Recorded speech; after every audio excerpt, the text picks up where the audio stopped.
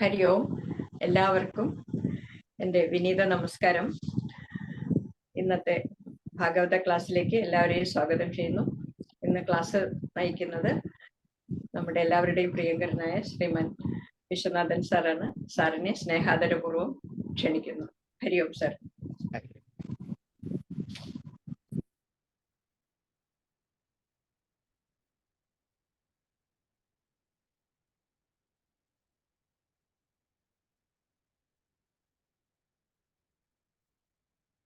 ഓം സഹനാവവതു സഹനൗ ഭുനക്തു സഹ വീര്യം കരവാവഹൈ തേജസ്വിനാവധീതമസ്തു മാ വിദ്വിഷാവഹൈ. ഓം ശാന്തി ശാന്തി ശാന്തി. യം പ്രവ്രജന്തമപേതകൃത്യം ദ്വൈവായനോ വിരഹകാതരയജുഹാവ പുത്രേതി തന്മയതയാതരവോ വിനേദുസ്തം സർവസോദഹൃദയം മുനിമാപരസ്മൈ. ആദരണീയരായ എല്ലാ പഠിതാക്കൾക്കും വിനീതമായ നാമം. ശ്രീമദ് ഭാഗവതം തൃതീയ സ്കന്ധം 8-ാം അധ്യായം 30-ാമത്തെ ശ്ലോകം മുതൽ നിൽക്കുന്നു. കഴിഞ്ഞ ദിവസം നമ്മൾ 29 വരെയാണ് എടുത്തത്. തൃതീയ സ്കന്ധം അധ്യായം 8 ശ്ലോകം 30. ചരാചരൗപോ ഭഗവൻ മഹീന്ദ്രമഹീന്ദ്രബന്ധും സലിലോപഗൂഢം കിരീടസാഹസ്രഹിരണ്യശൃംഗം ആവിർഭവൽ കൗസ്തുഭരത്നഗർഭം.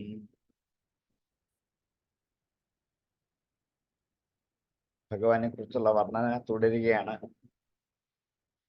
ചരാചരൗപോ, ഈ ചരാചരമാകുന്ന ഓകം ച വള്ളം എന്നർത്ഥം. ഈ ചരാചരങ്ങളുടെ വാസസ്ഥാനമാകുന്ന വാസസ്ഥാനം. സ്വർഗൗകഫഹ, സ്വർഗത്തിൽ വസിക്കുന്നവർ. വനൗകഫഹ, വനത്തിൽ വസിക്കുന്നവർ. ജലൗകഫഹ, ജലത്തിൽ വസിക്കുന്നവർ. ഈ ചരാചരം ആകുന്ന ചരാചരങ്ങളുടെ ഓകമാണ് ഭഗവാൻ, വാസസ്ഥാനമാണ്. സമസ്ത ചരാചരങ്ങൾ ഭഗവാനിലാണ് ഇരിക്കുന്നത്. ഭഗവൻ മഹീന്ദ്രം അഹീന്ദ്രബന്ധും, മഹീന്ദ്രം പർവ്വതം, മഹിയെ ധരിക്കുന്നതുകൊണ്ടാണ് മഹീന്ദ്രം പർവ്വതം. അഹീന്ദ്രബന്ധും, മഹീന്ദ്രം എന്നുള്ളത് അനുസ്വാരം വന്നിട്ട് പിന്നെ മാവേണ്ട, അഹീന്ദ്രബന്ധു വരുള്ളൂ. കൂട്ടി വായിക്കുമ്പോൾ വായിക്കാം. ഭഗവൻ മഹീന്ദ്രം അഹീന്ദ്രബന്ധു എന്നൊന്നിച്ച് വായിക്കാം. പക്ഷെ അർത്ഥം മനസ്സിലാക്കുമ്പോൾ ഭഗവൻ മഹീന്ദ്രം അഹീന്ദ്രബന്ധും, അഹീന്ദ്രനായ അനന്തന്റെ ബന്ധുവായിരിക്കുന്നവൻ. ഫലിലോപഗൂഢം, ഫലിലത്താൽ സ്പർശിക്കപ്പെട്ടുകൊണ്ട്, വെള്ളത്താൽ ഉപഗൂഹനം ചെയ്തുകൊണ്ട് മറഞ്ഞ് ഇരിക്കുന്നവനുമായി. ചരാചരൗകനാണ്, മഹീന്ദ്രനാണ്, അഹീന്ദ്രബന്ധുവാണ്, ഫലിലോപഗൂഢനാണ്. അങ്ങനെയുള്ള ഭഗവൻ കിരീട സാഹസ്രഹിരണ്യശൃംഗം ആവിർഭവത് കൗസ്തുഭരത്നഗർഭം. ആയിരക്കണക്കിന് കിരീടങ്ങൾ, സ്വർണമയമായ ശൃംഗം, കൊടുമുടി. ആവിർഭവിച്ചു കൗസ്തുഭരത്നഗർഭം, കൗസ്തുഭരത്നത്തെ ഉള്ളിൽ വഹിച്ചുകൊണ്ട് ഭഗവാൻ ആവിർഭവിച്ചു. ഭഗവാനാകുന്ന പർവ്വതത്തെ കണ്ടുവെന്നാണ്. ഇവിടെ ഭഗവാനെ പർവ്വതമായി കണ്ടുവെന്നാണ്. ഇനി മുമ്പൊരിടത്ത് പർവ്വത രൂപത്തിൽ വർണ്ണിച്ചു, പക്ഷെ ഇപ്പോൾ പർവ്വതം തന്നെയാണ് ഭഗവാൻ എന്ന് വർണ്ണിക്കുകയാണ്. ആ ഭഗവാനാകുന്ന വലിയ പർവ്വതത്തെയാണ് ബ്രഹ്മദേവൻ കണ്ടത്. എങ്ങനെയാണ് ഭഗവാൻ പർവ്വതമാകുന്നത്? ഈ ചരാചരം ആത്മകമായിരിക്കുന്ന ലോകം മുഴുവനും ഭഗവാനെ ആശ്രയിച്ചാണ് സ്ഥിതി ചെയ്യുന്നത്. പർവ്വതത്തിൽ അങ്ങനെയാണ്. ഈ സമസ്ത ചരാചരങ്ങളും പർവ്വതത്തെ ആശ്രയിച്ചാണ് അവിടെ സ്ഥിതി ചെയ്യുന്നത്. വൃക്ഷങ്ങളുണ്ട്, പക്ഷികളുണ്ട്, മൃഗങ്ങളുണ്ട്, സകലതും എല്ലാം. അങ്ങനെ രണ്ടുപേർക്കും സാദൃശ്യമുണ്ട്. അതുപോലെ പർവ്വതത്തിൽ സർപ്പങ്ങൾ വസിക്കുന്നതിനാൽ പർവ്വതം സർപ്പത്തിന്റെ ബന്ധുവാണ്, ഭഗവാനും സർപ്പബന്ധുവാണ്.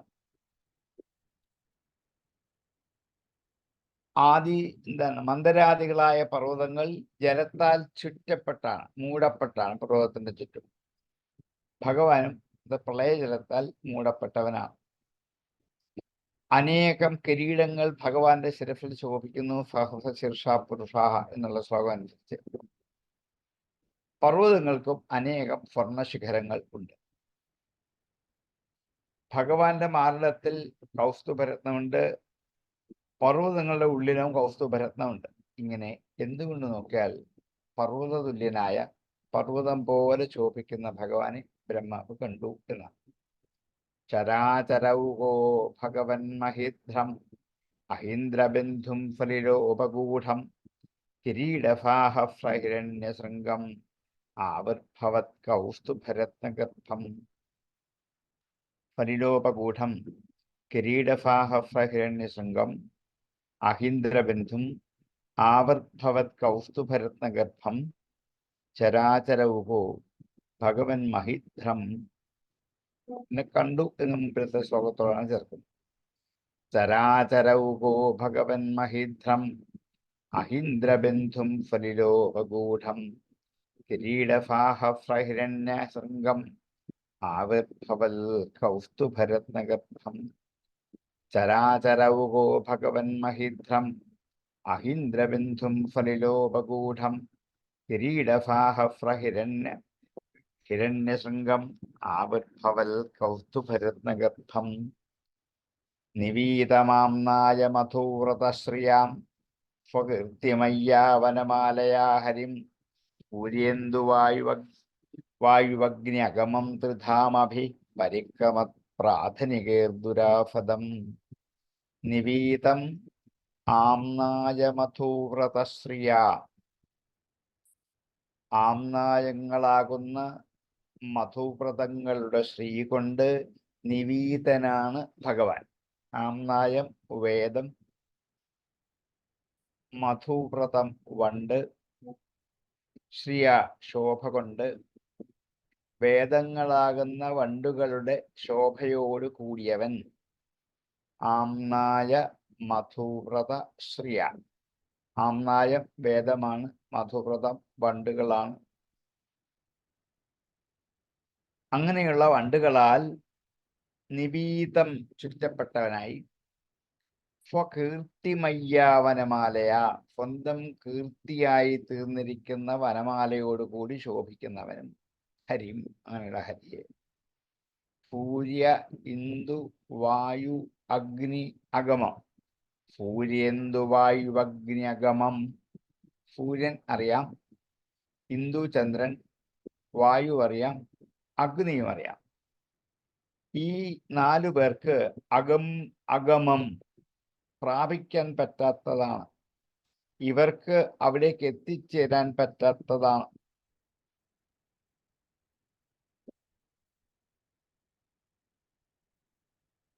ഇവരുടെ വ്യാപാരങ്ങൾ കൊണ്ട് ഒരു മാറ്റവും ഉണ്ടാകാത്തവനാണ് ഭഗവാൻ. സൂര്യന്റെ കിരണങ്ങൾ ഭഗവാന് മാറ്റം വരുത്തില്ല, ചന്ദ്രകിരണങ്ങൾ വരുത്തില്ല, വായു എത്രയായാലും ഭഗവാനെ അനക്കില്ല, അഗ്നി ഭഗവാനെ ദഹിപ്പിക്കാനോ മാറ്റാനോ ദുർബലപ്പെടുത്താനോ കഴിയില്ല. അതുകൊണ്ടാണ് അഗമം എന്ന് പറഞ്ഞത്. അവരുടെ വ്യാപാരങ്ങൾക്ക് അഗമ്യനാണ് ഭഗവാൻ. സൂര്യ ഇന്ദു വായു അഗ്നി അഗമം. സൂര്യേന്ദു വായു അഗ്നി അഗമം. അവിടെ ത്രിധാമഭി ദേവന്മാരാൽ. ത്രിധാമന്മാർ ദേവന്മാരാൽ. അവിടെ ത്രിധാമഭി ദേവന്മാരാലും പരിക്രമം ചുറ്റുന്ന, പ്രദക്ഷിണം ചെയ്യുന്ന പ്രാഥനികൈഹി ദുരാഫദം. 4 ഭാഗത്തും സഞ്ചരിക്കുന്ന ആയുധങ്ങളാണ് പ്രാഥനികം. ഭഗവാന്റെ ചുറ്റും വിശ്വഫേനനാണ് ഭഗവാൻ. ചുറ്റും ഫേനയോട് കൂടിയവനാണ്, സൈന്യങ്ങളോട് കൂടിയവനാണ്, ആയുധങ്ങളോട് കൂടിയവനാണ്. അങ്ങനെയുള്ള ആ പ്രാഥനികൈഹി അവർക്ക് പോലും ദുരാഫദം എത്താൻ പറ്റാത്തതാണ്. ഇങ്ങനെ ഒരു ദിവ്യപുരുഷനായിട്ടാണ് ഈ ഹരിയെ ബ്രഹ്മാവ് കണ്ടത് എന്ന് വർണ്ണിക്കാം. ആയുധങ്ങളൊക്കെ സ്വരൂപത്തെ ധരിച്ചുകൊണ്ട് രക്ഷയ്ക്ക് വേണ്ടി ഭഗവാൻ 4 ഭാഗത്തും സഞ്ചരിക്കുന്നുണ്ട്. അതുകൊണ്ട് മറ്റാർക്കും അകത്ത് കിടക്കാൻ പറ്റില്ല, ആയുധങ്ങൾക്കും ഭഗവാന്റെ അടുത്തേക്ക് ചെല്ലാൻ പറ്റില്ല. ഇത്രയ്ക്കുള്ളൊരു ദിവ്യ പുരുഷനാണ്. വേദങ്ങളാകുന്ന വണ്ടുകൾ അങ്ങനെ ചുറ്റി നടക്കുന്നു. അതേപോലെ വനമാല കണ്ഠം മുതൽ പാദം വരെയുള്ള വനമാല ധരിച്ചിരിക്കുന്നവനാണ്. സൂര്യന്തു അഗ്നിവായുക്കൾക്ക് അവരുടെ വ്യാപാരങ്ങൾ കൊണ്ട് അടുത്തു ചെല്ലാൻ പറ്റാത്തവനാണ്. 3 ലോകങ്ങളിലും വ്യാപരിക്കാൻ തക്ക ശോഭയുള്ളവനാണ്. സുദർശനാദികളായ ആയുധങ്ങൾ ഭഗവാനിലേക്ക് ചെന്നു ചേരില്ല, ചുറ്റും നിൽക്കുകയുള്ളൂ. ഇങ്ങനെ ഒരു ദിവ്യപുരുഷ സ്വരൂപനാണ് ഭഗവാൻ. നിവീതമാംനായ മധുവ്രതശ്രിയാ സ്വകീർത്തിമയ്യാ വനമാലയാ ഹരിം സൂര്യന്തുവായുവഗ്ന്യഗമം ത്രിധാമഭി പരിക്രമത്രാധനികേർദുരാഫദം. ആംനായ മധുവ്രതശ്രിയാം സ്വകീർത്തിമയ്യ വനമാലയ നിവീതം സൂര്യന്തു വായുവഗ്ന്യഗമം ത്രിധാമഭിഃ പരിക്രമത്രാധനികൈഃ ദുരാഫദം. അങ്ങനെയുള്ള ഭഗവാനെയാണ് ബ്രഹ്മാവ് കണ്ടത് എന്ന്. നിവീതാംനായ മധുവ്രതശ്രിയാം സ്വകീർത്തിമയ്യാ വനമാലയാ ഹരിം സൂര്യന്തുവായുവഗ്ന്യഗമം ത്രിധാമഭി പരിക്രമത്രാധനികേർദുരാഫദം. നിവീതമാംനായ മധുവ്രതശ്രിയാം സ്വകീർത്തിമയ്യാ വനമാലയാ ഹരിം സൂര്യന്തുവായുവഗ്ന്യഗമം ത്രിധാമഭി പരിക്രമത്രാധനികേർദുരാഫദം. തർഹ്യേവ തന്നാഭിഫരഃ ഫരോജം ആത്മാനമംഭശ്വസനം വിയച്ച ദദർശ ദേവോ ജഗതോ വിധാത അതഃപരം ലോകവിസർഗസൃഷ്ടീം.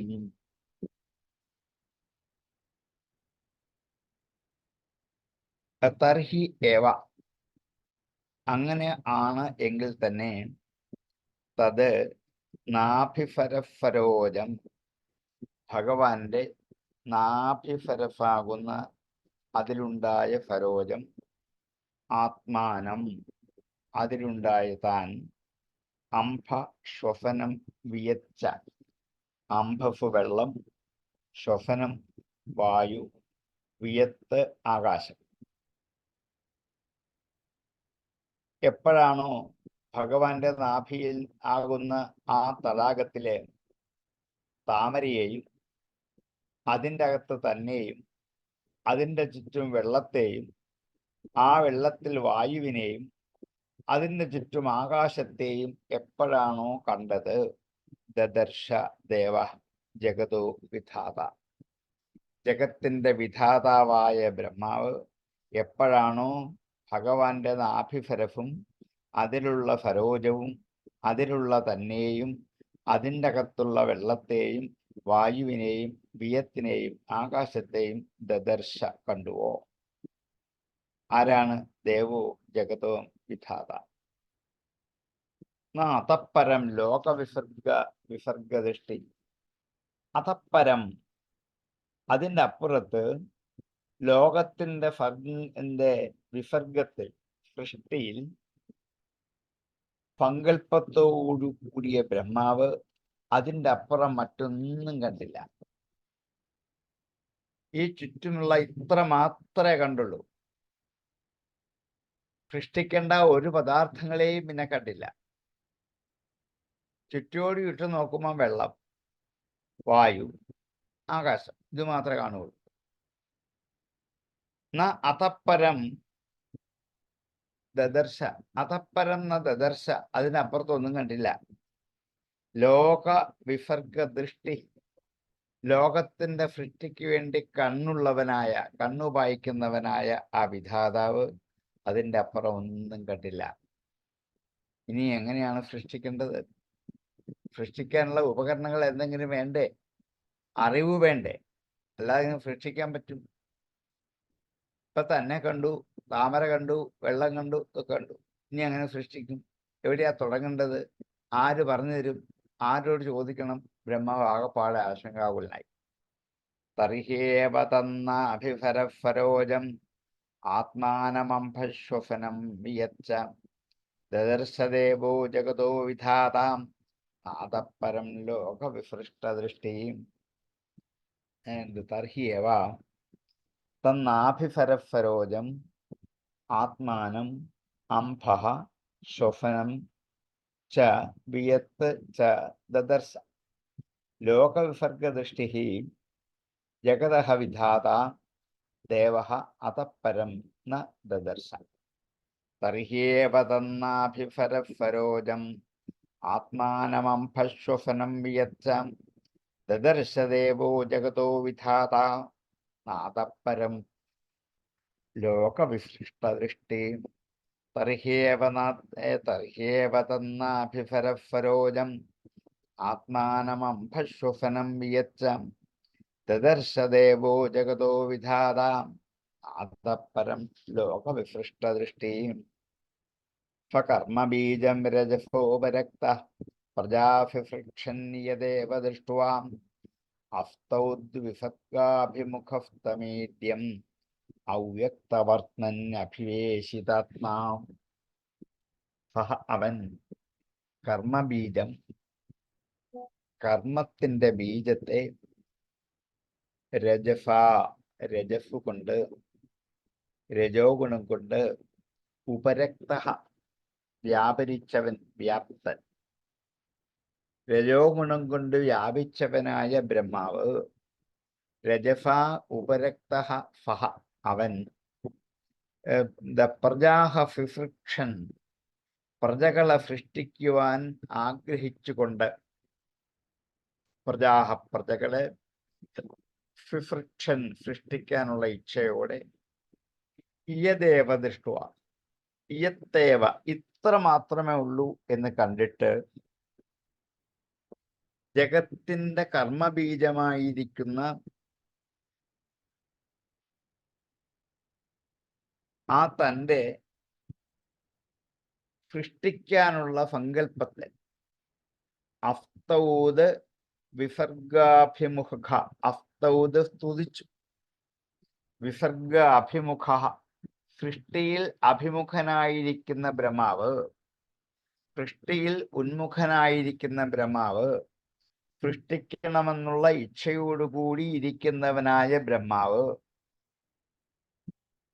അസ്തൗത് സ്തുതിച്ചു, തം ഈഡ്യം, ഈഡ്യം സ്തുത്യം സ്തുതിക്കപ്പെടേണ്ടവനായ അവനെ സ്തുതിച്ചു.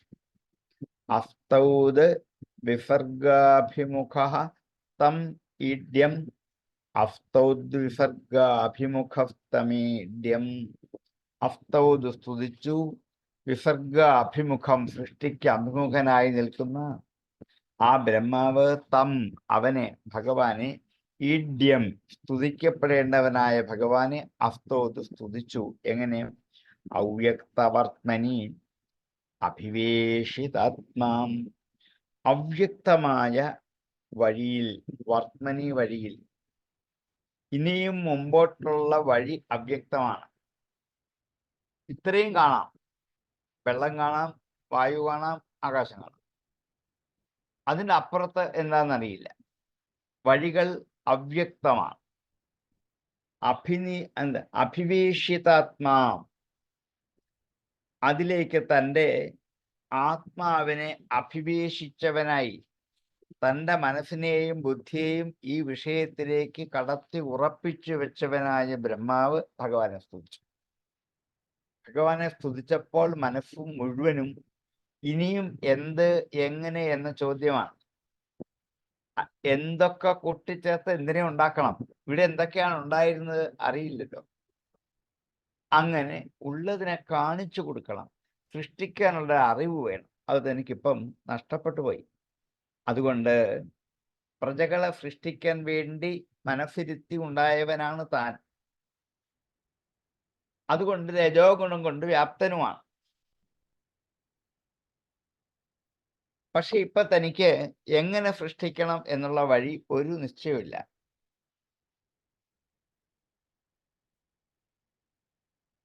ഇത് എനിക്കൊന്ന് സാധിച്ചു തരണം, എനിക്ക് സൃഷ്ടി ആരംഭിക്കണം. അതിന് ശക്തനായ ദേവൻ ഈ ഭഗവാൻ മാത്രമാണെന്ന് നിശ്ചയിച്ച് സ്തുതിക്കപ്പെടാൻ യോഗ്യനായ ഭഗവാൻ സ്തുതിച്ചു എന്ന്. സ്തുതി ആരംഭിക്കുകയാണ്. അടുത്ത അധ്യായത്തിൽ ബ്രഹ്മാവിന്റെ സ്തുതിയാണ്. ഫകർമ്മ ബീജം രജസോപരക്ത പ്രജാ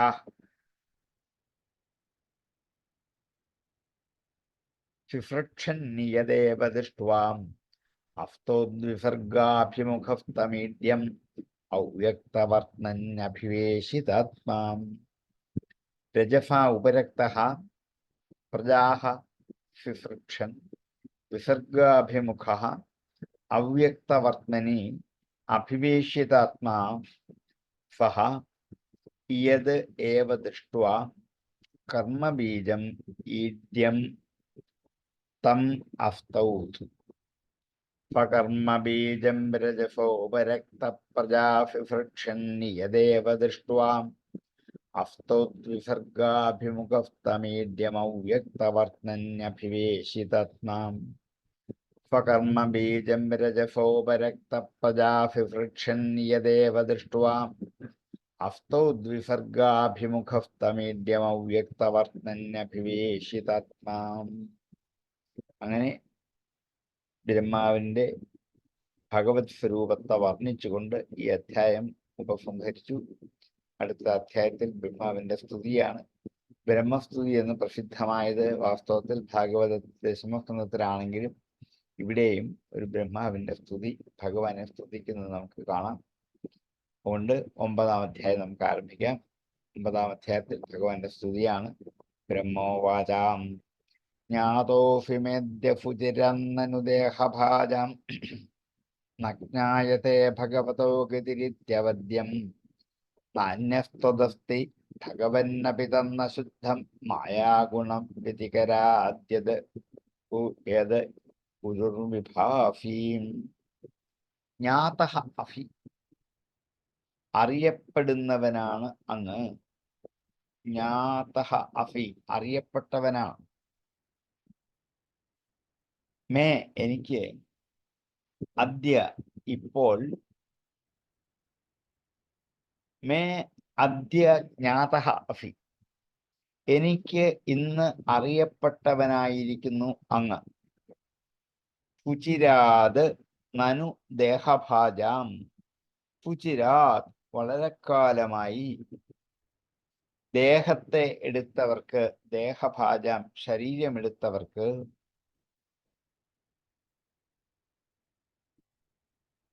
നജ്ഞായത്തെ, അറിയില്ല. ഭഗവതോ ഗതിഹി ഇതി അവദ്യം. ഭഗവതഃ ഗതിഹി, ഭഗവാന്റെ ഗതി. നജ്ഞായത്തെ, അറിയപ്പെടില്ല എന്നുള്ളത് ശരീരമെടുത്തവർക്ക് ഒരു എന്താണ്, അവദ്യമാണ്, ദോഷമാണ്, കുറവാണ്. ശരീരമെടുത്തവർക്ക് ദേഹഭാജ നജ്ഞായതേ, അറിയില്ല ഭഗവാനെ എന്നുള്ളത് അവദ്യം, നിന്ദ്യമാണ്, കഷ്ടമാണ്, ദോഷമാണ്. ശരീരമെടുത്തവരൊക്കെ ഭഗവാനെ അറിഞ്ഞിരിക്കണം. ഭഗവാനെ അറിയാത്തവര് ശരീരമെടുത്തതിൽ നിന്ദിക്കണം. ഞാനൊരു മനുഷ്യനായി കഷ്ടം ഇങ്ങനെ ജനിച്ചു പോയല്ലോ, എൻ്റെ ജന്മത്തിൽ എനിക്ക് ഈശ്വരനെ, ഭഗവാനെ അറിയാൻ കഴിയുന്നില്ല എന്ന്. അതെനിക്ക് വളരെ കാലമായി ഞാൻ അറിഞ്ഞിരിക്കുന്നു. ഇപ്പോഴെനിക്കത് ബോധ്യായി. ന അന്യത് ത്വത് അസ്തി ഭഗവൻ അപി. ന അന്യത് ത്വത് അസ്തി, ത്വത് അന്യത് നാസ്തി, അങ്ങല്ലാതെ മറ്റൊന്നും ഇല്ല. അങ്ങിൽ നിന്നും അന്യമായി പ്രപഞ്ചത്തിൽ ഒന്നും തന്നെയില്ല. നാന്യത്വദസ്തി ന അന്യത് ത്വത് അസ്തി, ത്വത് അന്യത് നാസ്തി, അങ്ങല്ലാതെ ഇവിടെ ഒന്നുമില്ല. ഭഗവൻ സംബോധനയാണ്. അപി, എങ്കിലും. തത് ന ശുദ്ധം, അത് ശുദ്ധമല്ല. എന്താ കാരണം? മായാഗുണം വ്യതികരാത്, മായാഗുണങ്ങളുടെ അന്യോന്യ സംബന്ധം കൊണ്ട് വ്യതികരം പരസ്പരമുള്ള ബന്ധം. മായാഗുണവ്യതികരാത് യത് ഉരുഹു വിഭാസി. യാതൊരു ഭഗവാനാണോ ഉരു ആയി പലതായിട്ട് അനേകനായിട്ട് വിഭാസി തോന്നിക്കുന്നു എന്നുള്ളത് യാതെന്നാണോ അത് ശുദ്ധം ശുദ്ധല്ല. അറിവില്ലാത്തവർക്ക് ഭഗവാൻ പലതായിട്ട് തോന്നിക്കുന്നു എന്ന് മാത്രമേ ഉള്ളൂ. ഭഗവാൻ ഒന്നേ ഉള്ളൂ. എന്തുകൊണ്ടാണത്? മായാഗുണങ്ങളുടെ പരസ്പര ബന്ധം കൊണ്ടാണ് ഭഗവാൻ പലതായിട്ട് കാണുന്നത്. ഭഗവാൻ ഒന്നേ ഉള്ളൂ. പ്രപഞ്ചം മുഴുവൻ നിറഞ്ഞു നിൽപ്പുണ്ട്. ഓരോ വസ്തുവിലും ഭഗവാനെ കാണുകയാണ്. ആകാശത്തിൽ, വെള്ളത്തിൽ, വായുവിൽ, വൃക്ഷത്തിൽ, മൃഗത്തിൽ, മനുഷ്യനിൽ എന്നിങ്ങനെ ഓരോരുത്തരിലും ഭഗവാനെ കാണുമ്പോൾ ഭഗവാന് ബഹുത്വം തോന്നിക്കും, അനേകത്വം തോന്നിക്കും. ഇത് മായ കൊണ്ടാണ്. അല്ലെങ്കിൽ ഭഗവാൻ ഒന്നേ ഉള്ളൂ, അയ്യോ എല്ലാത്തിലും ഒന്നാണ് എന്ന് അറിയുന്നത് മായ മാറുമ്പോൾ മാത്രമാണ്. അതുകൊണ്ട് ഈ ലോകം ഉണ്ടായിട്ടില്ലല്ലോ, പിന്നെ എങ്ങനെയാണ് നാനാരൂപനായി ഭഗവാൻ വിളങ്ങുന്നത് എന്നൊരു ആശങ്ക വേണമെങ്കിൽ ഉണ്ടാകാം.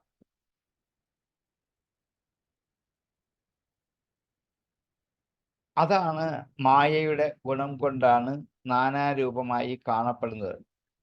ഈ പ്രപഞ്ചം തന്നെ അസത്യമാണ്, ഇല്ലാത്തതാണ്, അസത്താണ്. ഇല്ലാത്ത ഈ പ്രപഞ്ചം എങ്ങനെ പലതായിട്ട് കാണാൻ പറ്റും? ഇല്ലാത്തതിനെ കാണുന്നു എന്ന് പറയുന്നത് തന്നെ വാസ്തവത്തിൽ വസ്തുതാവിരുദ്ധമാണ്. ഇല്ലാത്ത കാണാൻ പറ്റില്ലല്ലോ. ഇല്ലാത്തത് കാണുന്നെങ്കിൽ അതിലെന്തോ അപാകതയുണ്ടെന്ന് മനസ്സിലാക്കണം, ദോഷമുണ്ടെന്ന് അറിയണം. അത് മായയാണ്. ഇല്ലാത്ത കാണുന്നത് മാത്രമല്ല, കാണുന്നതിനെ പലതാക്കി കാണിക്കുകയും ചെയ്യുക. രണ്ട് ദോഷം മായക്കുണ്ട്. പക്ഷേ ഭഗവാന്റെ അനുഗ്രഹം ഉള്ളിൽ തിളങ്ങുന്നത് കൊണ്ട് ബ്രഹ്മാവിന് തിരിച്ചറിയാൻ പറ്റി. കൊണ്ട് ബ്രഹ്മാവ് ഇതുകൊണ്ടാണ് സ്തുതിക്കാൻ ആരംഭിക്കുന്നത് എന്നാണ്. എന്തുകൊണ്ട് ഭഗവാനെ സ്തുതിക്കുന്നു ബ്രഹ്മാവ്? കാരണം വളകാലം തപസ് ചെയ്തതിന്റെ പരിണതഫലമായിട്ടാണ് ഇപ്പൊ ഭഗവാനെ അറിയാൻ സാധിച്ചത്. പക്ഷെ ഈ ദർശനം സാധിക്കാതെ പോയത്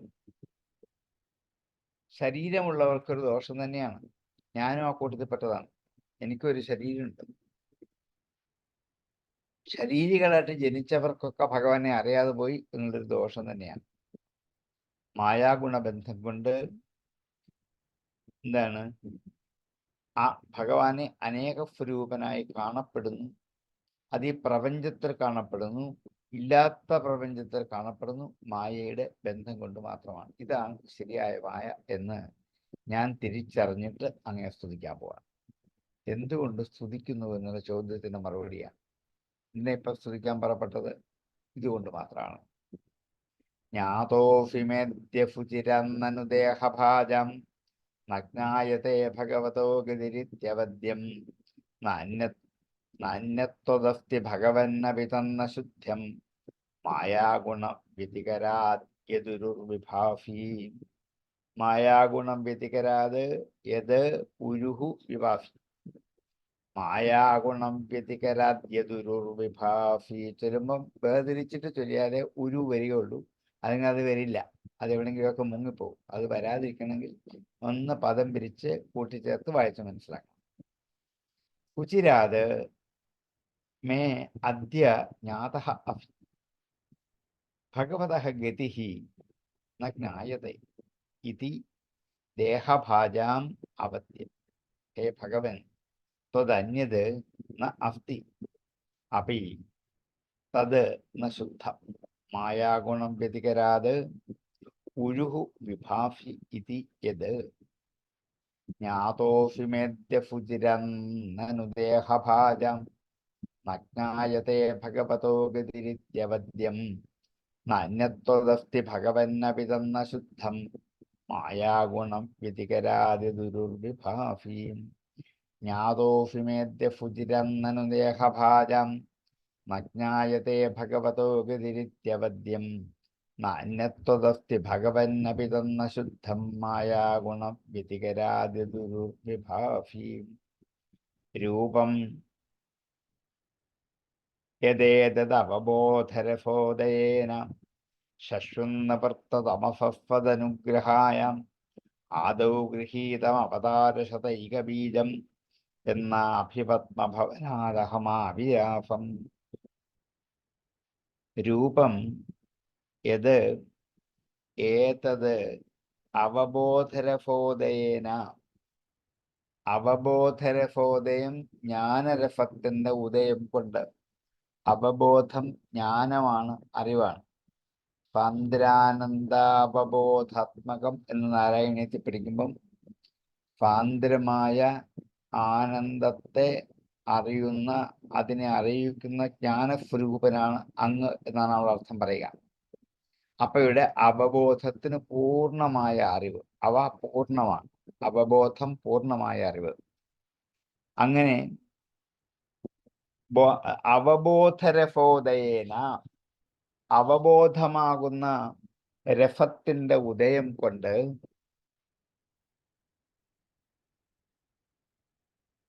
ഏതത് രൂപം, അങ്ങയുടെ ഈ സ്വരൂപത്തെ ശശ്വത് നിവൃത്തതമഫദനുഗ്രഹായ. ശശ്വത് എപ്പോഴും, നിവൃത്തതമഫ തമോ ഗുണത്തിൽ നിന്ന് പിന്തിരിഞ്ഞവൻ, നിവൃത്തമായ തമഫോട് കൂടിയവൻ, അജ്ഞാനം ബാധിക്കാത്തവൻ. തമഫിന് അജ്ഞാനം എന്നാണ് അർത്ഥം, അവിദ്യ. അവിദ്യയുമായി ബന്ധമില്ലാതിരിക്കുന്ന തേ, അങ്ങയുടെ ഈ സ്വരൂപം, ഏതത് രൂപം, നിവൃത്തതമഫ യത് ഏതത് രൂപം പദ അനുഗ്രഹായ, സജ്ജനങ്ങളെ അനുഗ്രഹിക്കാൻ വേണ്ടിയിട്ടാണ്. ജ്ഞാനസ്വരൂപനായ അരൂപനായ അങ്ങ് ഇപ്പോൾ ഒരു സ്വരൂപം ധരിച്ച ഈ പാൽക്കടൽ അനന്തശായിയായിട്ട് എന്തിനാ ഇങ്ങനെ കിടക്കാൻ പോന്നെ? ആരാവശ്യപ്പെട്ടിട്ടാണ്? ഇത് അജ്ഞാനം ബാധിച്ചിരിക്കുന്ന ജനങ്ങളെ അനുഗ്രഹിക്കാൻ വേണ്ടിയിട്ടാണ്. അജ്ഞാനികൾക്ക് ഭഗവാനെ കാണണമെങ്കിൽ രൂപം വേണം, ആകൃതി വേണം. അതുകൊണ്ട് അറിവാകുന്ന ആത്മജ്ഞാനം കൊണ്ട് മാത്രമേ അവിദ്യ എന്ന ബന്ധനത്തിൽ നിന്നും വേറിട്ട് ഭഗവാന്റെ സ്വരൂപത്തെ ഒരു ഉപാസകന് കാണാൻ പറ്റുള്ളൂ. അങ്ങനെ കണ്ടോട്ടെ എന്ന് കരുതിയാണ് അങ്ങ് ഈ സ്വരൂപം ഇപ്പൊ ഇവിടെ പ്രദർശിപ്പിച്ചത്. ആദൗ ഗൃഹീതം അവതാരശതൈക ബീജം. ആദൗ, ആദിയിൽ അനേകം അവതാരങ്ങളുടെ മൂലകാരണമാണ് അങ്ങ്. പല തരത്തിൽ അങ്ങ് അവതരിച്ചിട്ടുണ്ട്. അനേക തരത്തിലുള്ള അവതാരങ്ങളുടെ കാരണമാണ് ഇത്. ഇതിൽ നിന്നാണ് അങ്ങ് അവതാരങ്ങളൊക്കെ സ്വീകരിച്ചത്, ഇപ്പോഴീ കാണുന്ന ശരീരത്തിൽ നിന്നും. ആദൗ ഗൃഹീതം അവതാരശതൈക ബീജം എന്ന അഭിപത്മഭവനാത് അഹമാവിരാഫം. ആ ഭഗവാന്റെ നാഭിപത്മത്തിൽ നിന്നുമാണ്, അതിലെ താമരയിൽ നിന്നുമാണ് അഹം, ഞാൻ, ആവിരാഫം ഉണ്ടായത്. അങ്ങയുടെ നാഭിയിൽ നിന്നുണ്ടായ ഈ താമര എന്ന ആസ്ഥാനത്തിലാണല്ലോ ഞാൻ ഉണ്ടായത്. അതുകൊണ്ട് വാസ്തവത്തിൽ അങ്ങയുടെ ഒരു അവതാര സ്വരൂപം തന്നെയാണ് ഞാനും. അങ്ങയിൽ നിന്നും കിളിച്ചു മുളച്ചു വന്ന ഒരു താമരക്കകത്ത് ജനിച്ചവനാണ് ഞാൻ. അങ്ങ് എത്രയോ അവതാരങ്ങൾ സ്വീകരിച്ചിട്ടുണ്ട്. എന്തിനു വേണ്ടിയാണ് ഇതൊക്കെ? ഇതൊക്കെ ജനങ്ങൾക്ക് ആത്മബോധം ഉണ്ടാക്കി കൊടുക്കാൻ വേണ്ടിയിട്ടാണ്. ആത്മബോധം ഉണ്ടാക്കണമെങ്കിൽ അരൂപമായതല്ലേ വേണ്ടേ? അതെ, അജ്ഞാനികൾക്ക് സ്വരൂപത്തോടുകൂടി കണ്ടെങ്കിലേ അറിയാൻ പറ്റുള്ളൂ. ജ്ഞാനികൾക്ക് തന്നെ ആവശ്യമില്ല. അജ്ഞാനികൾക്ക് വേണ്ടിയിട്ടാണ്. ശശ്വ നിവൃത്തതമസസ്വദനുഗ്രഹായ, തമോ ഗുണം മാറ്റിയിരിക്കുന്ന സജ്ജനങ്ങളെ അനുഗ്രഹിക്കാൻ വേണ്ടിയിട്ട് ഇങ്ങനെ അനേക സ്വരൂപങ്ങൾ അങ്ങ് സ്വീകരിച്ചതാണ്. രൂപം യദേതദവബോധരഫോദയേന ശശ്വന്നവർത്തതമസസ്വദനുഗ്രഹായാം ആദൗ ഗൃഹീതം അവതാരശതൈക ബീജം എന്ന അഭിപത്മഭവനാദഹമാവിരാഫം. അവബോധരഫോദയേന ഷഷ്വനിവൃത്തതംസഃ തേ ഏതത് രൂപം തദനുഗ്രഹായ ആദൗ ഗൃഹീതം. അവതാരശതൈകബീജം എന്നാഭിപത്മഭവനാത് അഹം ആവിരാഹം. രൂപം യദേതദവബോധരസോദയേന ശശ്വന്നിവൃത്തതമസഃ തദനുഗ്രഹായ ആദൗ ഗൃഹീതമവതാരശതൈകബീജം എന്നാഭിപത്മഭവനാദഹമാവിരാഹം. രൂപം യദേതദവബോധരസോദയേന ശശ്വന്നിവൃത്തതമസഃ തദനുഗ്രഹായ ആദൗ ഗൃഹീതമവതാരശതൈകബീജം എന്നാഭിപത്മഭവനാദഹമാവിരാഹം. നാദപരമ്പരമയദ്ഭവതഃ സ്വരൂപം ആനന്ദമാത്രമവികൽപം അവിദ്ധവച്ച പശ്യാമി വിശ്വസൃജമേകമവിശ്വമാത്മൻ ഭൂതേന്ദ്രിയാത്മകമദസ്തു ഉപാശ്രിതോസ്മി. അതപരം, ഇതിൽ കൂടുതൽ. പരമ എന്നുള്ള സംബോധനയാണ്. ഏറ്റവും ഉത്കൃഷ്ടനായിരിക്കുന്നവനെ. ഇത് ഭവതഃ സ്വരൂപം, ഭഗവാന്റെ യാതൊരു സ്വരൂപത്തെയാണോ ആനന്ദമാത്രം അവികൽപ്പം അവിദ്ധവച്ച, അത് ആനന്ദമാത്രമാണ്. ആനന്ദം മാത്രമേ ഉള്ളൂ ഭഗവത് സ്വരൂപത്തിൽ. സച്ചിദാനന്ദ സ്വരൂപനാണ് അങ്ങ്. അതേപോലെ അവികൽപ്പമാണ്, വികൽപ്പമുണ്ടാകാത്തവനാണ്, മാറ്റമുണ്ടാകാത്തവനാണ്. അവിദ്ധവർച്ച, മറയ്ക്കപ്പെട്ട ചൈതന്യത്തോടു കൂടിയവനാണ്. അങ്ങയുടെ യഥാർത്ഥ ചൈതന്യത്തെ ഈ ശരീരം കൊണ്ട് മറച്ചിരിക്കുകയാണ്. ഭഗവാനെ കാണുമ്പോൾ നമ്മൾ ഭഗവാന്റെ സ്വരൂപത്തെയാണ് ഓർമ്മിക്കുക. അതിൻ്റെ അകത്താണ് ബ്രഹ്മചൈതന്യം എന്ന് തിരിച്ചറിയുന്നില്ല. വൈകുണ്ഠവാസിയായ പാൽക്കടലിൽ കിടക്കുന്ന അനന്തശായിയായ ആ ഭഗവാൻ രൂപം സ്വീകരിച്ചിട്ടാണ് മുമ്പിൽ നിൽക്കുന്നത്. ഈ രൂപത്തിൻ്റെ ഉള്ളിലാണ് ആത്മചൈതന്യ സ്വരൂപമായ ബ്രഹ്മം. അതിലേക്കാണ് നമുക്ക് ലയിക്കേണ്ടത്. കൊണ്ട് അവിദ്ധവർച്ച, ചൈതന്യത്തെ മറയ്ക്കപ്പെട്ടവനുമായ ഭവതഃ സ്വരൂപം, അങ്ങയുടെ സ്വരൂപം യത്, അത് ആനന്ദമാത്രമാണ്, അവികൽപ്പമാണ്, അവിദ്ധവർച്ചമാണ്. ഇതിൻ്റെ അപ്പുറം, അതപ്പരം, ഇതിൻ്റെ അപ്പുറം എനിക്കൊന്നും കാണില്ല. അതപ്പരം പശ്യാമി, പശ്യാമി കാണുന്നു, പശ്യാമി കാണുന്നില്ല. വിശ്വസൃജം ഏകം അവിശ്വം ആത്മൻ. വിശ്വസൃജം, ലോകത്തെ സൃഷ്ടിച്ചതിന് കാരണമാണ്, ഏകനാണ്, അവിശ്വമാണ്.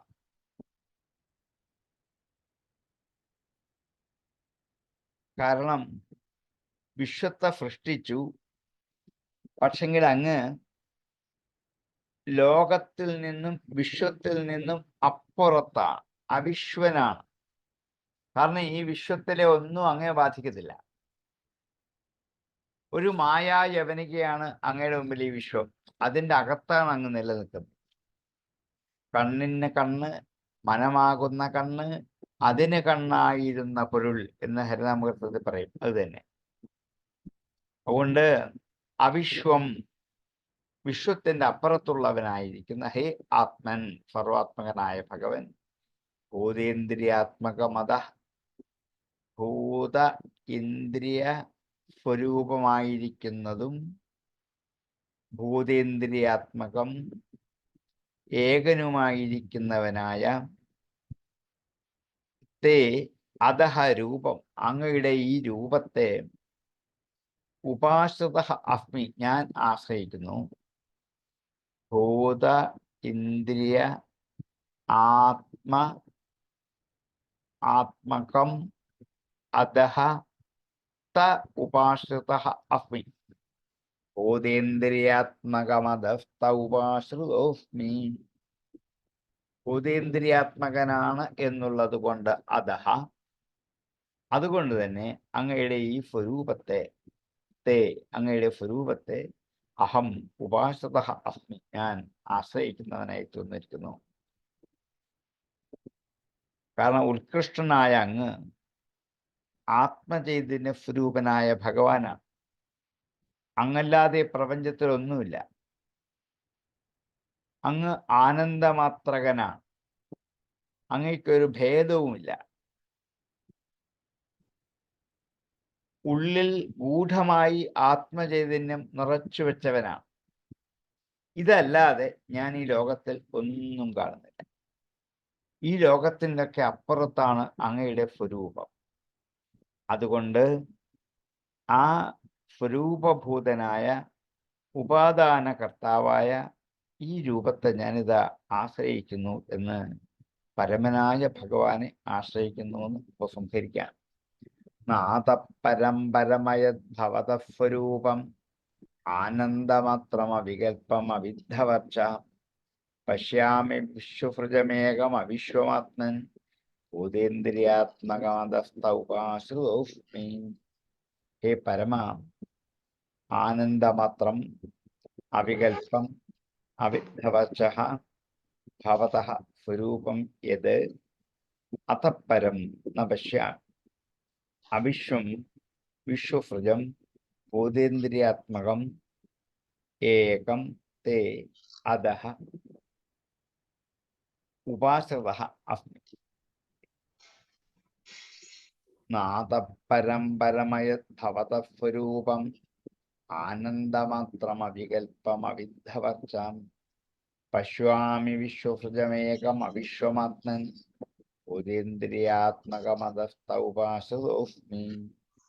നാഥപരംപരമയദ്ഭവതസ്വരൂപം ആനന്ദമാത്രമവികൽപ്പമവിദ്ധവർച്ചാം പശ്യാമി വിശ്വസൃജമേകമവിശ്വമാത്മൻ ഭൂതേന്ദ്രിയാത്മകമതസ്തൗപാശ്രിതോസ്മി. തദ്വായിദം ഭുവനമംഗളമംഗളായ ധ്യാനേസ്മനോ ദർശിതം തൗപാസകാനാം തസ്മൈ നമോ ഭഗവതേ അനുവിധേമതുഭ്യം യോ നാദതോ നരകഭക്തിരസത്പ്രസംഗൈ.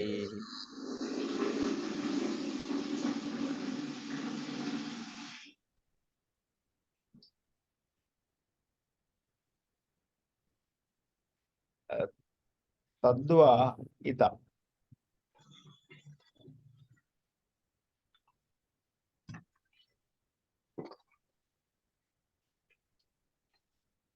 അങ്ങനെ ആയതുകൊണ്ട് ഇതം ഭുവനമംഗള മംഗളായ.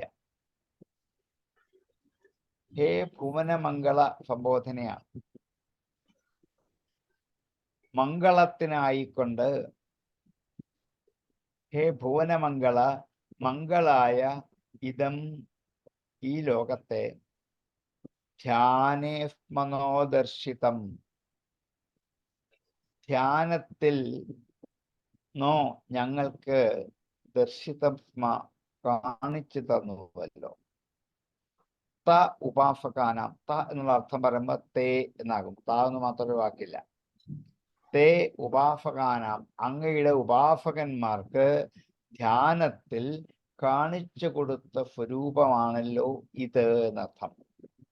ലോകങ്ങളിലെ മംഗളകരമായ നിലനിൽപ്പിന് വേണ്ടി ഓരോ ഭക്തജനങ്ങളും ധ്യാനിക്കുമ്പോൾ ആ ധ്യാനത്തിനനുസരിച്ച് അവരുടെ ഉള്ളിൽ അങ്ങയുടെ സ്വരൂപത്തെ കാണിച്ചു കൊടുക്കുന്നുണ്ടല്ലോ. ലോകങ്ങളുടെ മംഗളത്തെ നിർവഹിക്കുന്നവനാണ്. അതുകൊണ്ട് ലോകത്തുള്ള ജീവജാലങ്ങളുടെ ഒക്കെ മംഗളം അങ്ങ് ചെയ്തു കൊടുക്കേണ്ടവനാണ്. അങ്ങയെ ഉപാസിക്കുന്ന ഞങ്ങൾക്ക് ഈ ധ്യാനാവസരത്തിൽ ധ്യാനിക്കുമ്പോൾ ഈ സ്വരൂപത്തെ, ആനന്ദസ്വരൂപത്തെ, സച്ചിദാത്മകമായ ആ പരമാർത്ഥ സ്വരൂപത്തെ ഞങ്ങൾക്ക് അങ്ങ് കാണിച്ചു തന്നുവല്ലോ. തസ്മൈ നമോ ഭഗവതേ അനുവിധേമതുഭ്യം. അങ്ങനെയുള്ള ഭഗവാനായിക്കൊണ്ട് ഞങ്ങളിതാ നമസ്കരിക്കുന്നു. തസ്മൈ ഭഗവതേ തുഭ്യം നമഃ. അങ്ങനെയുള്ള ഭഗവാനായിക്കൊണ്ട് അനുവിധേമ നിരന്തരം നമസ്കരിക്കുന്നു. വീണ്ടും വീണ്ടും നമസ്കരിക്കുന്നു. യോ അനാദൃതോ നരകഭക്തി അഫത്പ്രസംഗൈ. യാതൊരുവനാണോ അനാദൃത ആദരിക്കപ്പെടാത്തവനായി മാറുന്നു.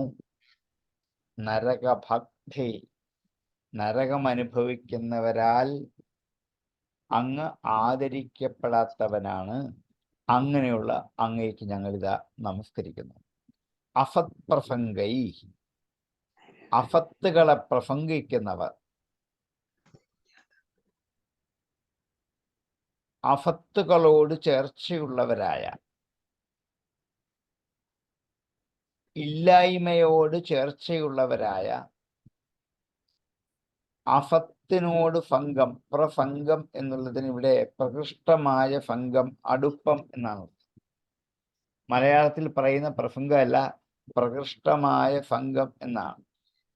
സംസ്കൃതത്തിൽ ഇന്ന് നമ്മൾ മലയാളത്തിൽ പറയുന്ന പ്രഭാഷണം എന്നുള്ള അർത്ഥം അതിന് ഇല്ല, പ്രസംഗത്തിനില്ല. പ്രഭാഷണത്തിനുണ്ട്, അവിടെ പ്രസംഗത്തിന് സന്ദർഭം എന്നേ ഉള്ളൂ അർത്ഥം, കൂടിച്ചേരൽ എന്നൊക്കെ ഉള്ളൂ. അപ്പം നരകത്തെ അനുഭവിക്കുന്നവർക്ക് എന്താ നരകമുണ്ടാവാൻ കാരണം? അഫത്തുകളോട് കൂടിച്ചേരുന്നു. നിഷിദ്ധങ്ങളായ, ഇല്ലാത്തതായ, അജ്ഞാനസ്വരൂപമായ, വേണ്ടാത്തതായ അനേകം വിഷയങ്ങൾ ആഗ്രഹിച്ച് അത് നേടാൻ വേണ്ടി അങ്ങനെ ശ്രമിച്ചു കൊണ്ടിരിക്കുന്ന നമ്മളെ പോലെയുള്ള അസജ്ജനങ്ങൾക്കാണ് നരകവുമായിട്ട് ചേർച്ച. വ്യക്തമായിട്ട് പറഞ്ഞു. എങ്ങനെയാണ് നരകബന്ധം നമുക്കുണ്ടാകുന്നത്? നമ്മുടെ ചേർച്ച അഫത്തിനോടാണ്. കാമക്രോധ ലോഭാദികളോട്, പ്രപഞ്ചത്തിലെ ഇല്ലാത്ത പദാർത്ഥങ്ങളോടാണ് കൂടിച്ചേരൽ. ഈ പ്രപഞ്ചത്തിലെ ഓരോന്നിനോടും നമുക്ക് ആസക്തിയാണ്, അതിനോട് കൂടിച്ചേരുകയാണ്. ഇല്ലാത്തതാണ്. ഉള്ള വസ്തു ഈശ്വരനേ ഉള്ളൂ, അതിനോട് കൂടുകയില്ല, ചേർച്ചയില്ല, മാറി നീക്കത്തെ. നമ്മുടെ ചേർച്ച ഭൗതിക പദാർത്ഥങ്ങളോടാണ്. അമ്പലത്തിൽ ചെന്നാൽ പോലും പായസത്തിനോടും ചന്ദനം, പൂവ്, മാല, സാമ്പ്രാണി, കർപ്പൂരം ഇതിനോടൊക്കെയാണ് നമ്മുടെ ആഭിമുഖ്യം. ആരോടല്ല? ഭഗവാനോടല്ല. അഫത് പ്രസംഗികളാണ്. നമ്മൾ എവിടേക്കേ പോകുള്ളൂ? നരകത്തിലേക്ക്. ഈ അഫത് പ്രസംഗത്തിൽ നിന്നും ഒന്ന് മാറിയിട്ട് ഞാൻ ഇതിനുവേണ്ടിയല്ല ഈ അമ്പലത്തിൽ വന്നത്, പിന്നെ ആരെയാണ്? ഭഗവത് സ്വരൂപത്തിന്റെ ഉള്ളിലുള്ള ബ്രഹ്മചൈതന്യത്തെ അനുഭവിച്ചറിയാനാണ് എന്ന് ആരെങ്കിലും തോന്നിയാൽ അവർ മാത്രമേ ഭഗവാനോട് ചേരാൻ പറ്റൂ. ആധുനിക ലോകത്തിലെ ഭക്തജനങ്ങൾക്ക് ഭാഗവതം കൊടുക്കുന്ന മഹനീയമായ ഉപദേശമാണ്. കാരണം അമ്പലത്തിൽ ചെല്ലുമ്പോൾ നമ്മൾ കാണേണ്ടത്, അനുഭവിക്കേണ്ടത് അവിടുത്തെ പായസമോ, തീർത്ഥമോ, ഭസ്മോ, ചന്ദനമോ, പൂവോ, പഴമോ ഒന്നും മാത്രമല്ല. അതൊക്കെ അഫത്തുകളാണ്. ഈ അഫത്തുക്കളോട് സംഘമുണ്ടായാൽ എവിടേക്ക് പോകും? നരകമാണ്. അമ്പലത്തിൽ പോകുന്ന ഞാൻ എന്തിനീ നരകത്തിൽ പോകുന്നു ചോദിച്ചിട്ട് കാര്യമില്ല. അമ്പലത്തിൽ പോകുന്ന എൻ്റെ സങ്കല്പം മുഴുവൻ ഈ അഫത്തിനോടാണ് എനിക്ക് ചേർച്ച, ബന്ധം. അഫത്തായ കുടുംബം, വീട്, ഇങ്ങനെ നമ്മൾ ചേർച്ച കൂടി കൂടി പോവുക. അങ്ങനെയുള്ളവർക്ക് നരകബന്ധം. നരകഭക്തി അഫത് പ്രസംഗൈഹി യഹ അനാദൃത. അങ്ങനെയുള്ള ഉള്ളവരാൽ ആദരിക്കപ്പെടാൻ പറ്റാത്തവനാണ് ഭഗവാൻ. അവർക്ക് ഭഗവാനെ ആദരിക്കാൻ പറ്റില്ല. അവർക്ക് ധനത്തെ ആദരിക്കും, വീടിനെ ആദരിക്കും, കൂട്ടുകാരെയോ ഭാര്യയോ ഭർത്താവിനെയോ മക്കളെയൊക്കെ ആദരിക്കും, ബാക്കി എല്ലാത്തിനെയും ആദരിക്കും. ഫസ്റ്റ് ക്ലാസ് കിട്ടിയവർക്ക്, റാങ്ക് കിട്ടിയവർക്ക്, യോഗ്യതയൊക്കെ ആദരിക്കും. ആരെ ആദരിക്കില്ല? ഭഗവാനെ ആദരിക്കില്ല. ആദരിക്കേണ്ട ആരെയാണ്? ഭഗവാനെ മാത്രം. നമ്മൾ ആദരിക്കുന്നത് ഭൗതിക വസ്തുക്കളെ മാത്രം. ഒരു ദിവസം എത്ര പേരെയൊക്കെ നമ്മൾ ആദരിക്കുന്നുണ്ട്? അപ്പൊ ഈ ആദരണങ്ങളൊക്കെ അഫത്തുകളോടാണ്. അതുകൊണ്ട് ഈ യോ അനാദൃത, അങ്ങനെ ആദരിക്കപ്പെടാത്ത നരകഭാഗികളായ അഫത്തുകളോടുള്ള പ്രസംഗം ചെയ്യുന്നവർക്ക് നരകത്തെ അനുഭവിക്കുക തന്നെ ചെയ്യും. അതുകൊണ്ട് അങ്ങയുടെ ധ്യാനാവസ്ഥയിൽ സ്വരൂപത്തെ കാണിച്ചു തന്ന ഉപാസകന്മാർ കാണിച്ചു കൊടുത്ത അങ്ങേക്കിതാ ഈ നമസ്കാരം. തദ്വായിദം ഭുവനമംഗളമംഗളായ ധ്യാനേസ്മനോ ദർശിതം തൗപാസകാനം തസ്മൈ നമോ ഭഗവതേ അനുവിധേമതുഭ്യം യോ നാദതോ നരകഭക്തിരഫത്പ്രസംഗൈ. ഹേ ഭുവനമംഗള, തേ ഉപാസകാനാം നഹ മംഗളായ ധ്യാനേ ദർശിതം ഇദം തദ്വൈ അസത്പ്രസംഗൈഃ നരകഭക്തിഃ യഃ അനാദൃതഃ ഭഗവതേ തസ്മൈ തുഭ്യം നമ അനുവിധേമ.